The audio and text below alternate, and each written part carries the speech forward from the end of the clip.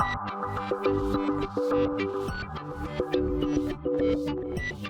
and welcome to My PlayHouse. And today we're gonna introduce a new server here at My PlayHouse Datacenter. Tiny data center, 2 racks. Look, reading glasses, it's amazing how smart you look with a $5 pair of reading glasses from China, but never mind. But today we're gonna go and get ourselves a new server. For this, we're gonna be looking at Bargain Hardware. Bargainhardware.co.uk is a place in the United Kingdom where you can buy used server equipment, and it's both for private and companies.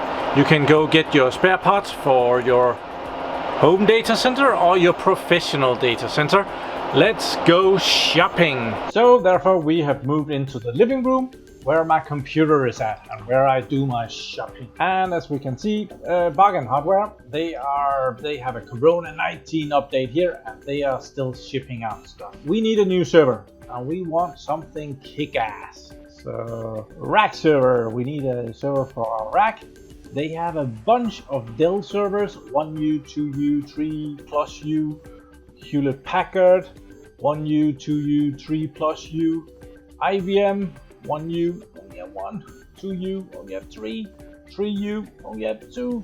So and then Supermicro, Intel, Fujitsu, Sun Micros. There is actually a couple of brands that I've never messed with, but I want to check out IBM Systems 3U plus server there. And okay, we have 2, which this one is not in stock. I want it today, so we're gonna take the one that is in stock, and that's the IBM System 3850 X5, which is a server that can fit up to 4 15-core CPUs and up to 64 32 gigabytes of RAM and 4 2.5 hard drives. That's actually a lie. There is room for 8, as you can see on the picture, but we want one of those. Let's configure one. So we go in here and we get a lot of options of what we want. We can see the starting price is 234 UK pounds. But that's an empty server. You get absolutely just the minimum, the box and the motherboard. So we want to put something in it. So we have the option here of hex core, 8 core or 10 cores. There are only 2 10 cores available. Yeah, we're gonna nick those. Got you guys. And the price went up.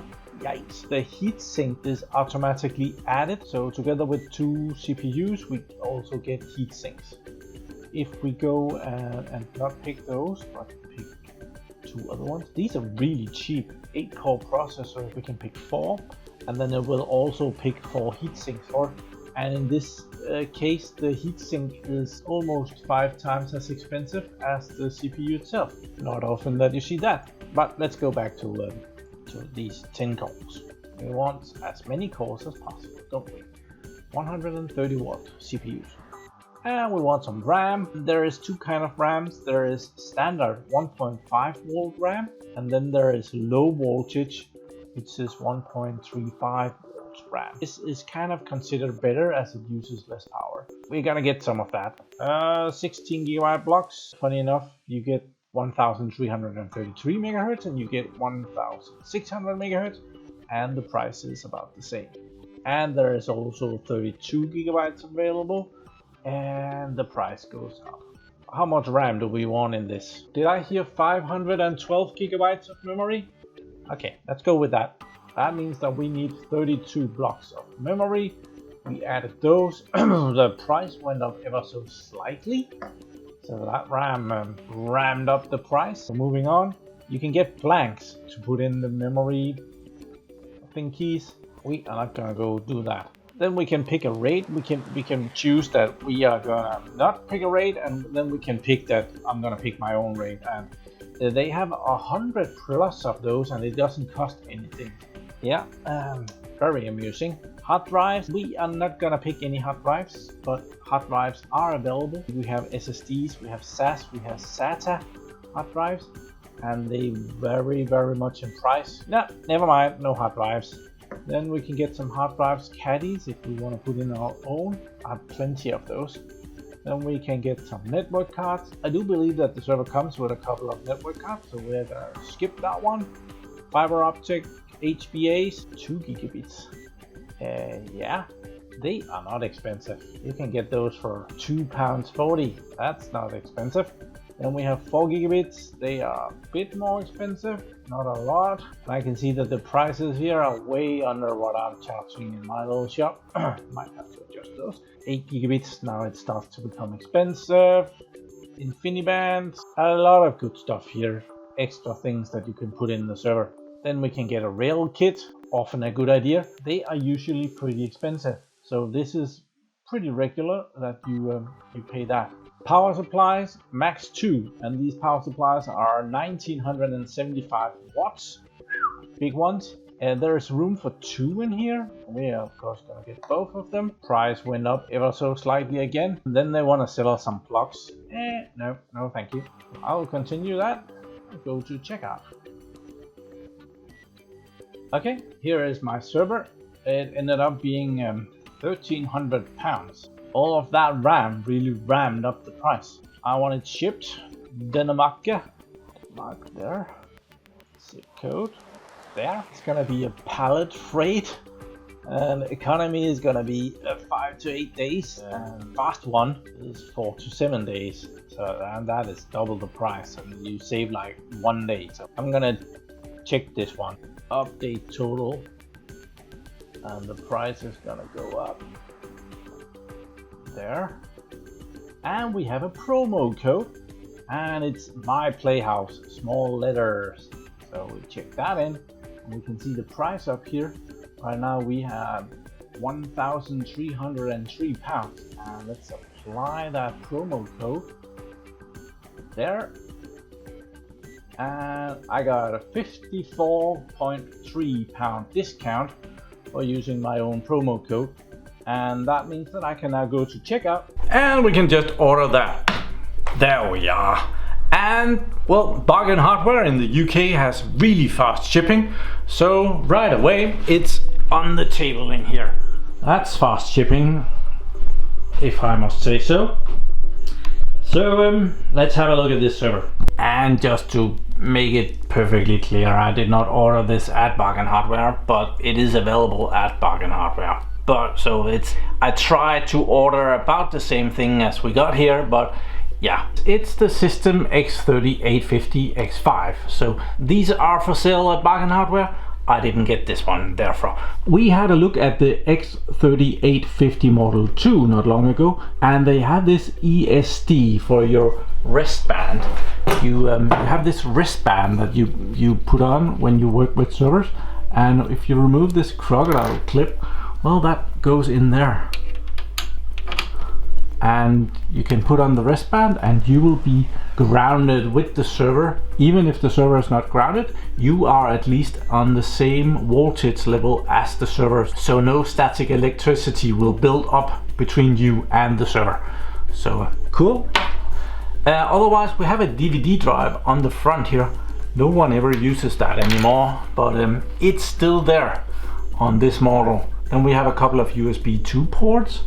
Always nice to have that. It would really have been nice if they had fitted an VGA connection up here, but they didn't do that on this model.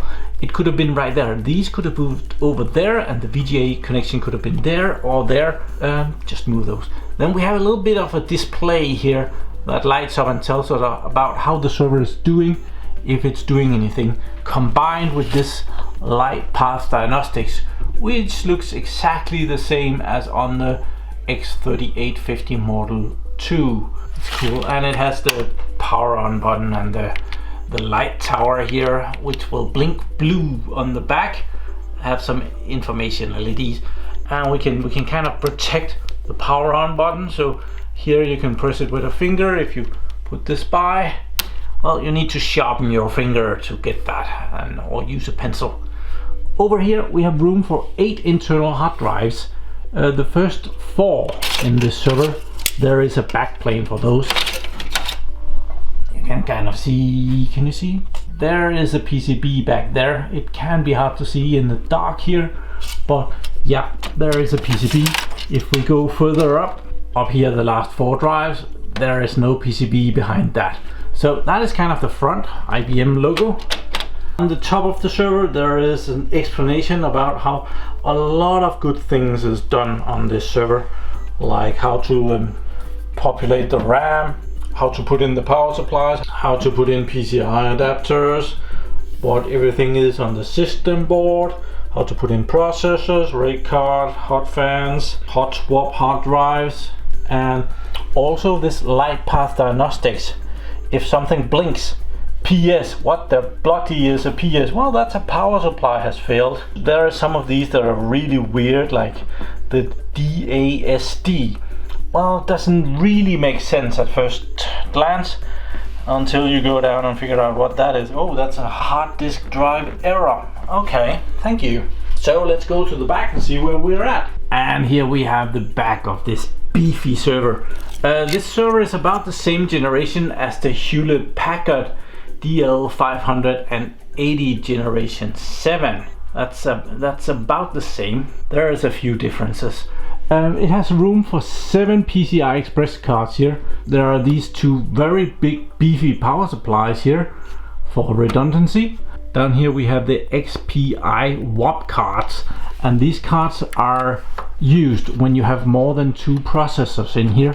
This is for to have the processors speak to each other. So you have a kind of a card like that. There are 2 of these, and they do actually fail sometimes. I have replaced some of these.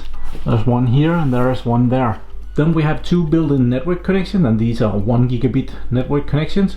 We have the system manager. As this is the big enterprise server, you get everything with the system manager. So you can directly remote control the server right away. Then we have the VGA connection. Thank you very much. Serial connection. Well, not used much. And we get 4 USB connections on the back. That is nice. It's not often that you get that many. And these big power supplies has their own LEDs to show us how they're doing, and you can pull them out by pressing this lever here and pushing up this handle, and then it comes out. So big beefy power supply with a kick-ass fan on the end. So yeah, pretty cool. The reason why it's working like that is because it pulls up the connection here. When you pull up the handle, you also pull up the connection from the system board here. It looks like that. That's a good view right into the processors. So let's pop that back in.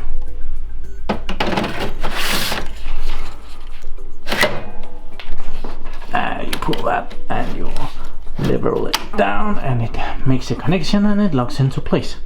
Cool. So let's open up the beast here. Crunch. And at first glance it's pretty closed up. Over here we have those 2 power supplies. That takes up a lot of room here. All of this section right here is the RAM. Down here we have a little bit of that's where the RAID controller sits. And there is actually a RAID controller in this. It's not always the case, so we have something to pull up and show you guys. So that's awesome for a filming perspective. But we have 2 sliders here that can open up, and we get to see a bit more of the server down there. We get access to see the CPUs, 4 big hefty coolers, and that might be why the CPU coolers are more expensive than the CPUs. Also, we have a handle here that will open up all of this section here, so that can be taken up and removed. If we want to take out the system board, we need to do that, but yeah, we don't want that right now, so we're gonna leave that down. Okay, I just opened it up again. Down here we have a redundant solution for putting in a USB stick, and this locks into place. You have to tap this down and you can take this up, and this is for ESXi. So you have a bootable USB stick where you put your ESXi on, put it down there. You can put another one there for a failover, and you lock that into place by pushing up the blue plastic, and now it should be able to boot our ESXi from that. Cool. We'll put this back down again.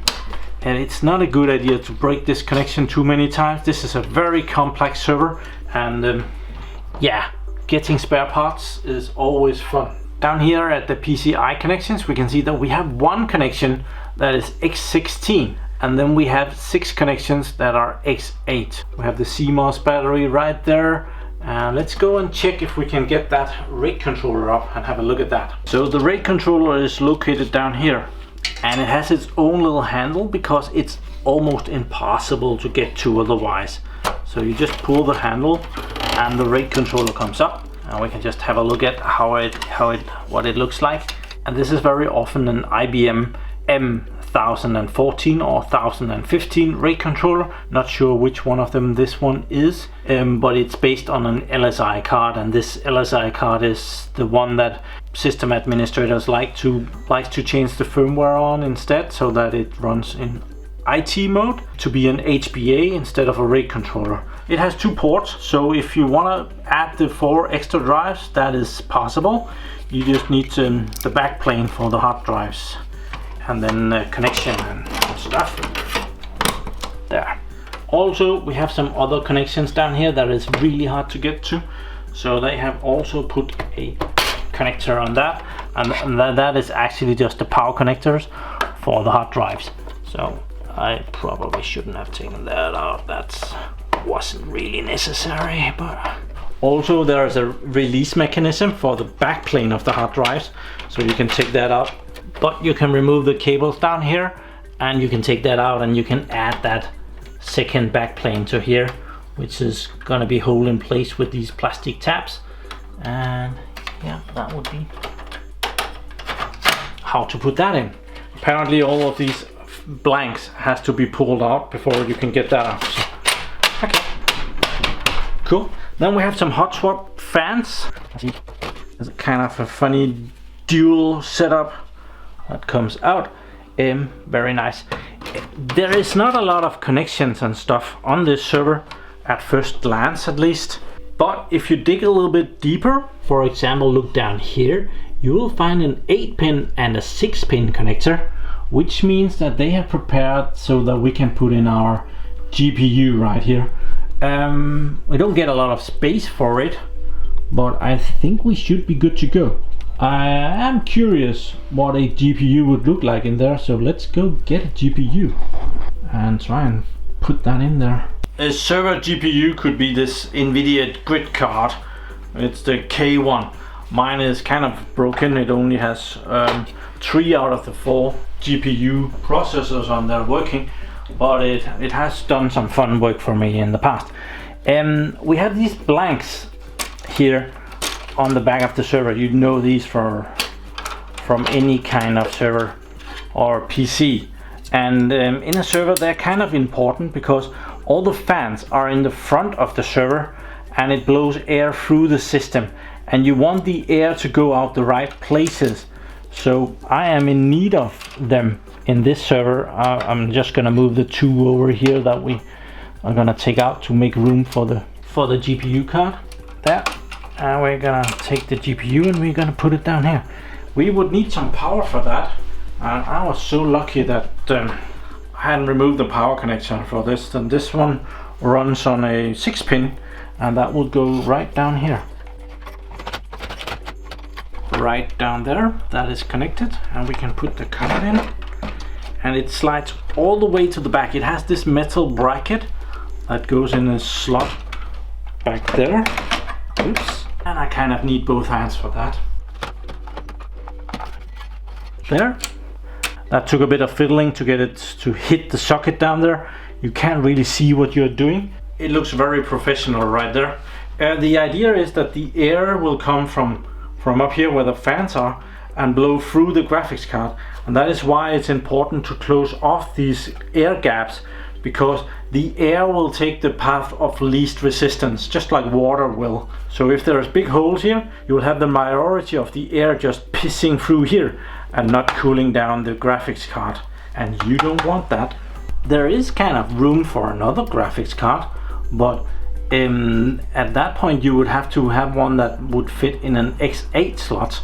I have manually cut graphics card to fit in an X8 slot before, but I usually pick the cheapest part. If the graphics card is the cheapest part, well, I'll cut the end of the graphics card and have that become smaller. If the riser card of the server, which this is kind of not, is the cheap part, well, you could kind of cut a hole in this slot. But in this case, there are these big beefy heat sinks, so that is not a possibility here. And I don't believe that there's any good graphics cards available with an X8 slot. They are all X16s. Let's see the RAM here. There are room for 8 RAM banks here. 1, 2, 3, 4, 5, 6, 7, 8. And this one, it actually has some air mufflers, or, well, same thing. We don't want all the air to just piss through where there's nothing. This is designed so that the right amount of air goes through here, so that the actual RAM banks are still cooled down. So let's have one of these out. These are very much like the ones that you find in the x3850 M2s, although this is another design. There's room for 8 blocks in each of them. Each of these are 16 gigabytes. Just like the one we just ordered in the store. That was actually why I did that. So on each of these there's 128 gigabytes of RAM, which means that the total RAM in the server is 512 gigabytes. So yeah, that is it. And this has been fitted with Kingston RAM, so we're all good there. In the case of a RAM error, the server will actually remember where the error was. So there is a tiny little capacitor here that keeps power, and if when you press this button, it will there are small LEDs out here to the side that will light up and tell you which RAM block was a problem. So you can put in 32 gigabyte blocks in this server, which means that it can be upgraded to about 2 terabytes of RAM. On top of those 2 terabytes of RAM that this server can hold internally, you can mount a device called the Max 5, which is a 1U extension to put under the server. I'm not totally sure, and that will hold an additional 1 terabyte of RAM. Other than that, you can take 2 of these servers with each in Max 5, and you can connect them together, and they can be converted into act as one server, and well, that brings the total amount of memory up to 6 terabytes. And if you put in well, the biggest processors you can get for this is 15 cores, so, and 2 of them you could get up to 120 cores, 240 threads. That would be very beneficial if you are dealing with licensing that is on a per server license. If you're dealing with per core, well, it's not a great idea. I think we need to take one of these CPUs up to have a look at, don't you? I think that would be interesting. So well, they each have a handle, and it seems like you just pull the handle. So yeah, pull the handle there, and that comes up, and that's the CPU cooler. It's a big beefy one, so might be a reason why that is 24 pounds. So, and down here we have the CPU, and should we just, yeah, we should. I'm gonna try and take one of those out and have a look at it. There, it looks like that. Big beefy one. I will go and get something to clean this up with, and we'll see what we got. I do believe that I know what we got, but let's have a good look. So as we see, this is a Intel i7 8850, and it's a 2.0 gigahertz processor, and it has 10 cores, 24 megabytes of cache, and yeah, it doesn't say 10 cores here, but it is a 10 core processor. There is the 4850 and there is the 8850, where this is the 8850, and the difference between those two processors is that the 4850, well, it cannot do the trick where you add 2 servers together and they become one system, but the 8850 can do that. So you can add 2 servers together and they will act as if they're one system.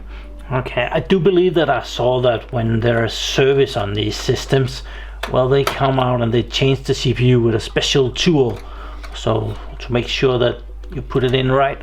I don't have that tool, so it was best effort. So yeah, we're gonna put on some of this cooling compound here in my usual patterns, just like so. There we are. And I'm gonna lower that down on top of that, and it goes that way. Cool. Down that way, and it says front there, so I can't go wrong there, so that is cool.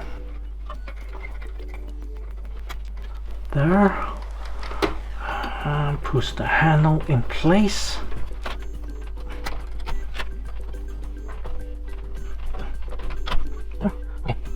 It was a lot easier to get out of there than back in. And let's put this back in. Goes in over there, and you just lower it down. That locks that into place. And we'll put this big heavy cover on. I'm gonna leave the GPU down there. It might be interesting to have that in there. There.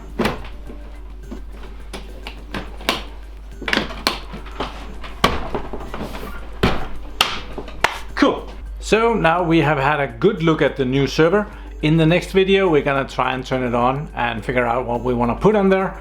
But as I'm the one editing these videos, this one has become quite long enough. If you're gonna go and shop for a big mother of server like this, be aware of the power usage. In a professional environment, well, you might be all good with a server like this, but you have to always look at the performance versus how much power it uses.